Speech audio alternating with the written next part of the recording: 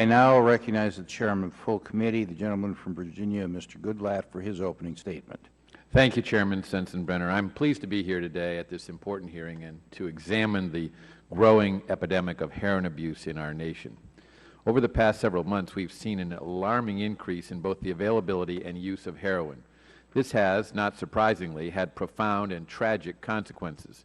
Every day, it seems, brings new stories of overdose deaths occurring across the country, including in my district.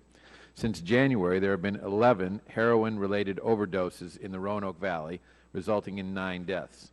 Earlier this year, the Washington Post reported that the legalization and subsequent availability of high-grade marijuana to American consumers has led Mexican drug cartels to increase the amounts of heroin and methamphetamine they are trafficking across the U.S.-Mexico border.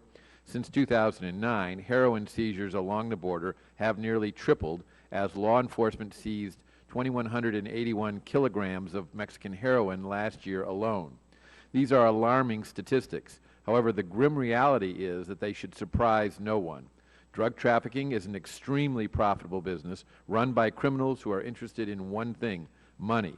Given the increasing availability of marijuana in the United States and the related ongoing epidemic of heroin use, drug traffickers have decided to cash in on the misery of American citizens. Additionally, the Drug Enforcement Administration estimates that the United States has 600,000 heroin users, which is 3 times the number in 2012. Tragically, that number is expected to rise, and that is because there are an estimated 10 million Americans who are currently addicted to prescription opioids, including such drugs as Vicodin, OxyContin, and Percocet. Once someone is addicted to a prescription opioid, the need to satisfy their addiction outweighs the stigma attached to heroin use. Additionally, it is far easier to pay $10 for a dose of heroin than $80 for an oxycodone tablet. It is no exaggeration to say that heroin use has reached epidemic levels across this nation, including in my home state of Virginia. It is not an urban problem or a rural problem, but an American public health and safety problem.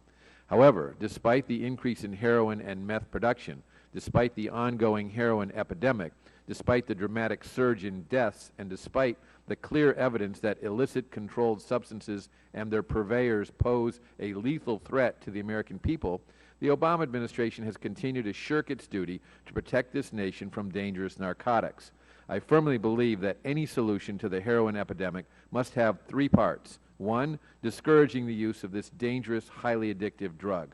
2, providing appropriate treatment to addicts. And 3, ensuring law enforcement zealously pursues the criminals who bring this poison into our communities. I look forward to the witness's testimony today.